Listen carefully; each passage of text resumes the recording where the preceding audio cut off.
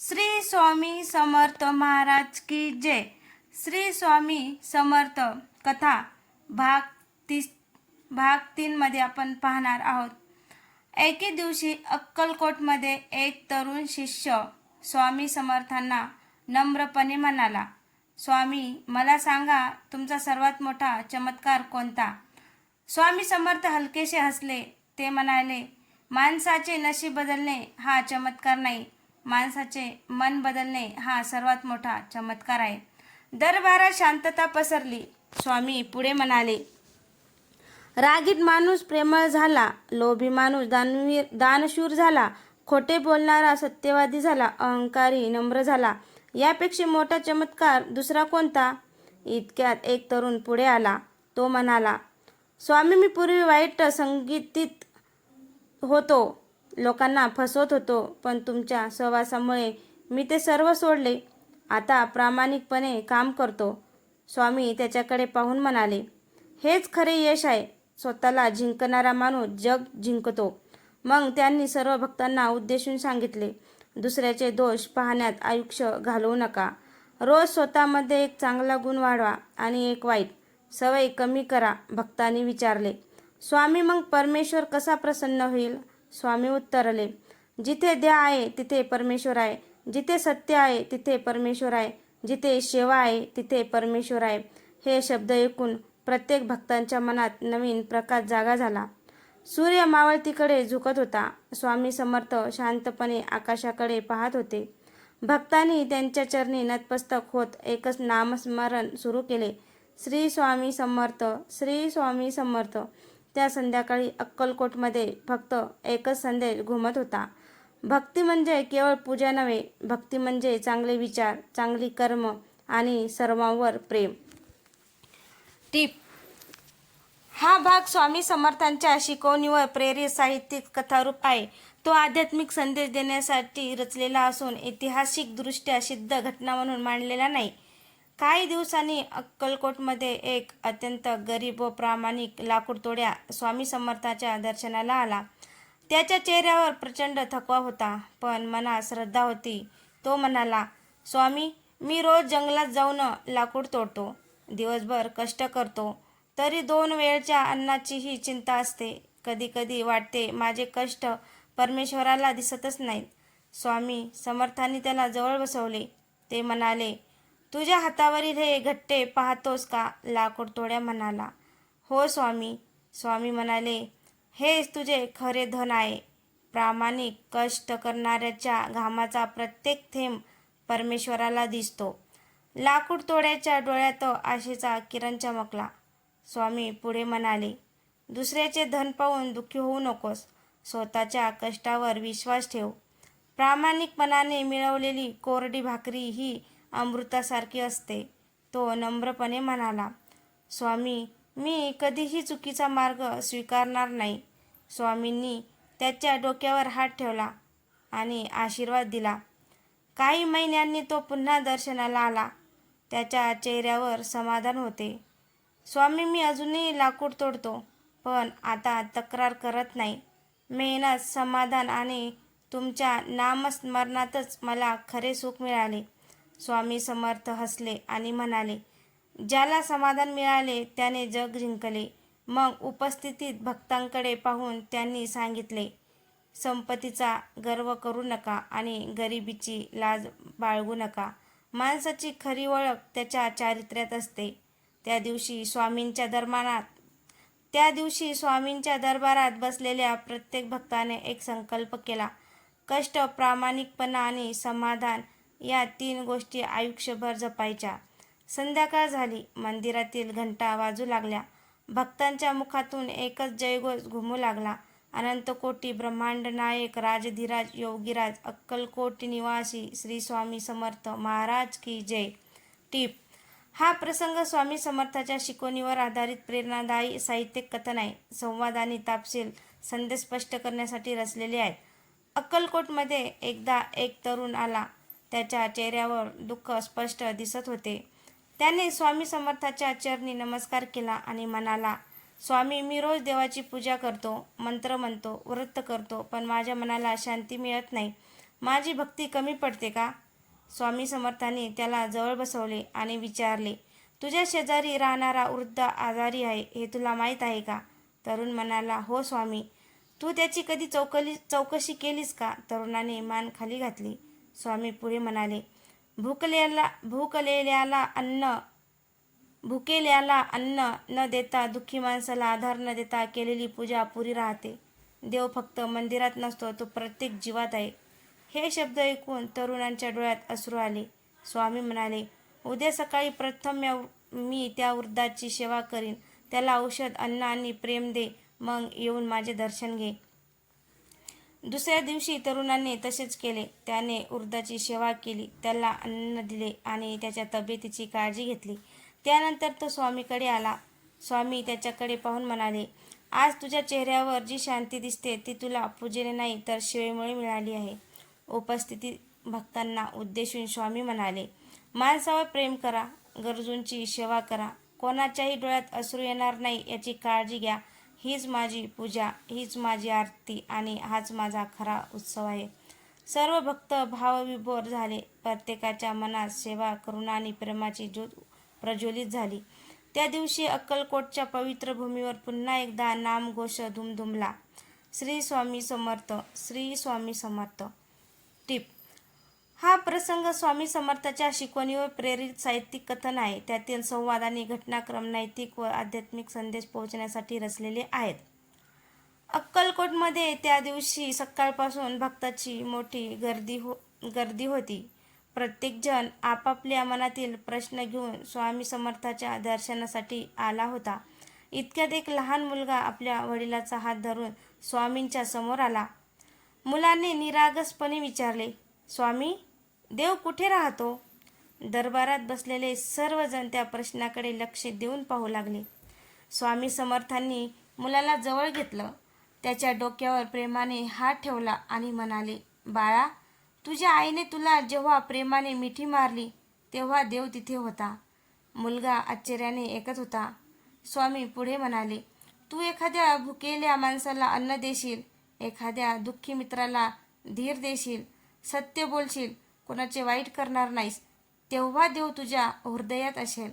मुलगा हसत म्हणाला, म्हणजे देव मंदिरातच नसतो?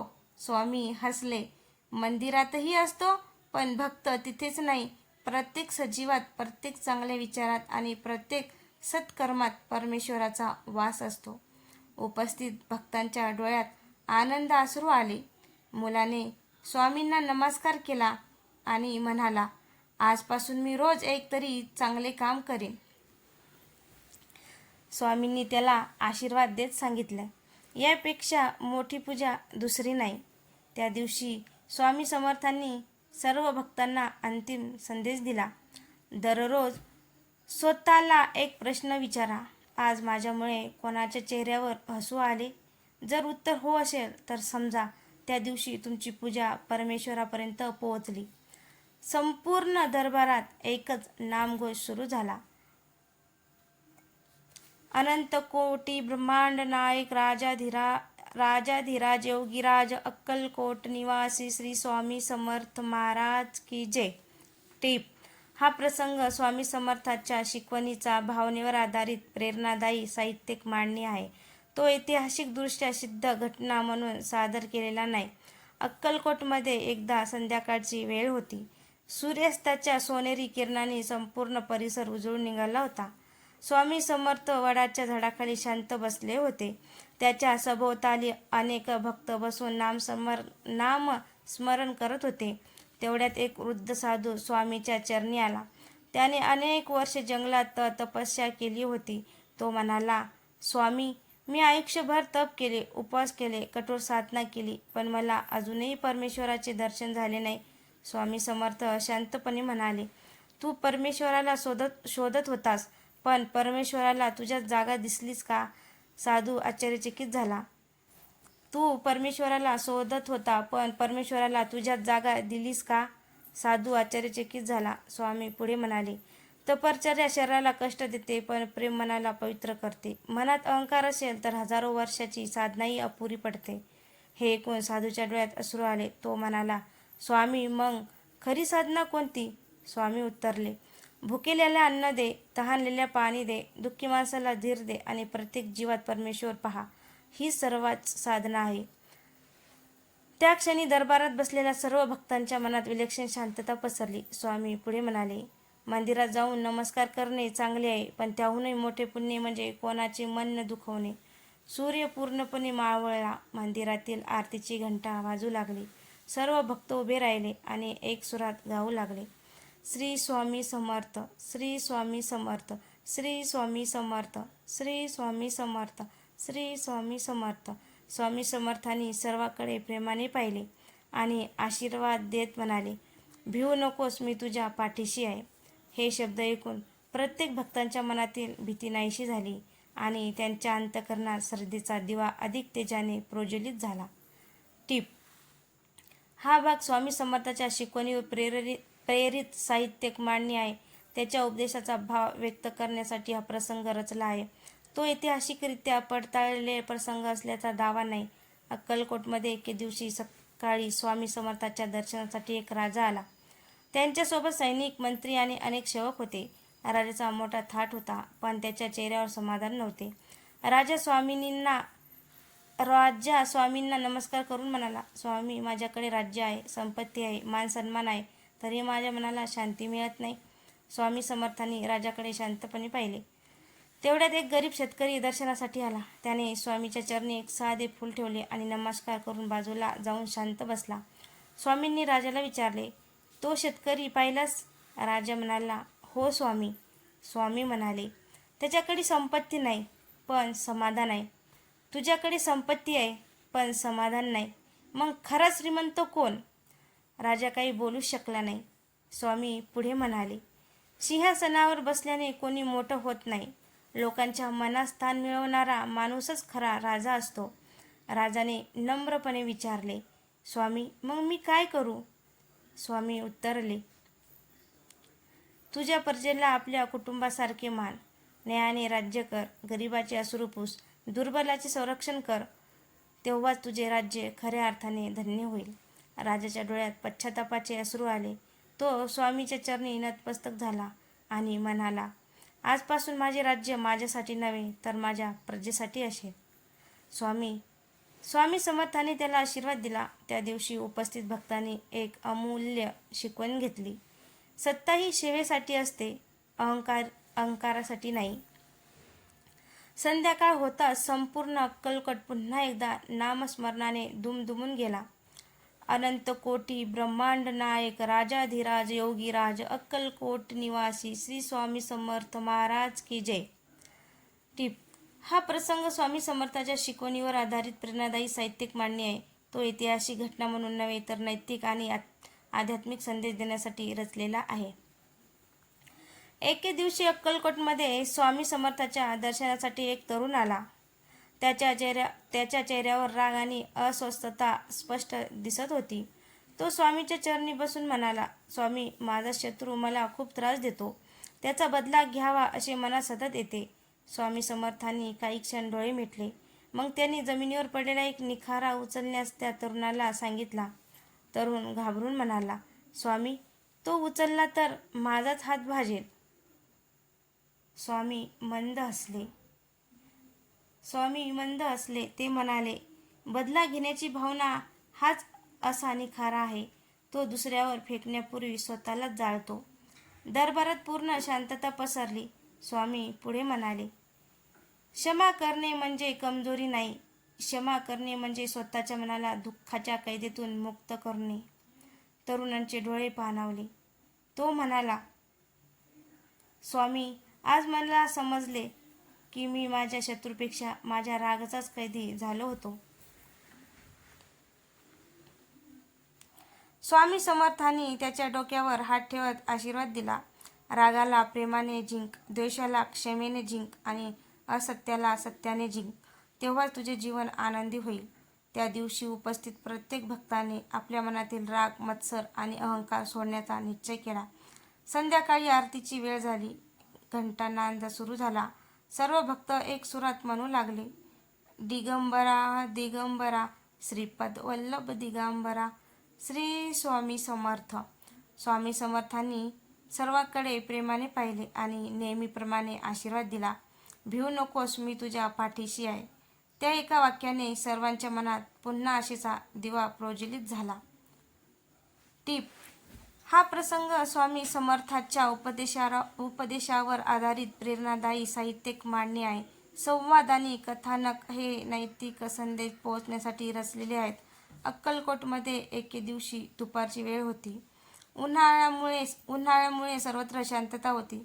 स्वामी समर्थ नेहमीप्रमाणे वडाच्या झाडाखाली बसलेले होते. तेवढ्यात एक तरुण आपल्या वृद्ध आईला हात धरून स्वामीच्या दर्शनाला घेऊन आला.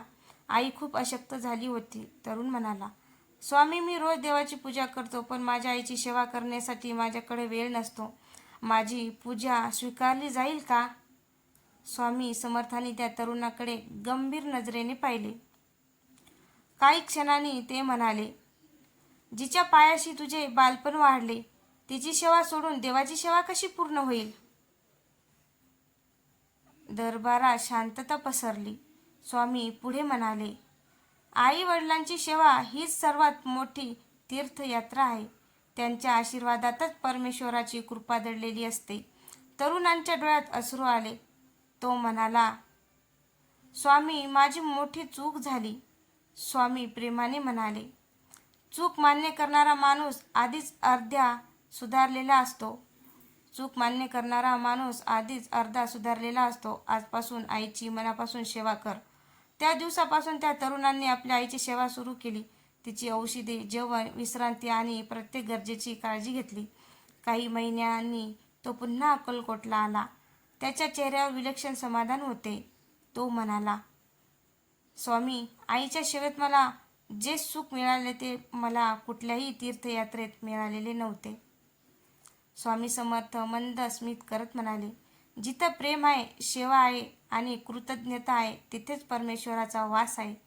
त्या दिवशी उपस्थित भक्तांनी आपल्या आईवडिलांचा आदर करण्याचा आणि त्यांच्या सेवेला जीवनातील सर्वोच्च कर्तव्य मानण्याचा संकल्प केला. संपूर्ण अक्कलकोट पुन्हा एकदा भक्तिरसाने भरून गेला. सर्वांच्या मुखातून एकच जयघोष उमटला, अनंत कोटी ब्रह्मांड नायक राजाधिराज योगीराज अक्कलकोट निवासी श्री स्वामी समर्थ महाराज की जय. टीप: हा प्रसंग स्वामी समर्थांच्या शिकवणीवर आधारित प्रेरणादायी साहित्यिक कथन आहे. तो ऐतिहासिकदृष्ट्या सिद्ध घटना म्हणून सादर केलेला आहे. तर मित्रांनो, श्री स्वामी समर्थ महाराजांच्या ह्या कथा तुम्हाला कशा वाटल्या आणि या कथेत श्री स्वामी समर्थांचे जयघोष किती वेळेस केलेला आहे ते कमेंटमध्ये नक्की सांगा. आणि आपल्या चॅनलवर कोणी न्यू असेल तर चॅनलला सबस्क्राईब करा, जेणेकरून माझे येणारी प्रत्येक कथा तुमच्यापर्यंत पोहोचू शकेल. धन्यवाद.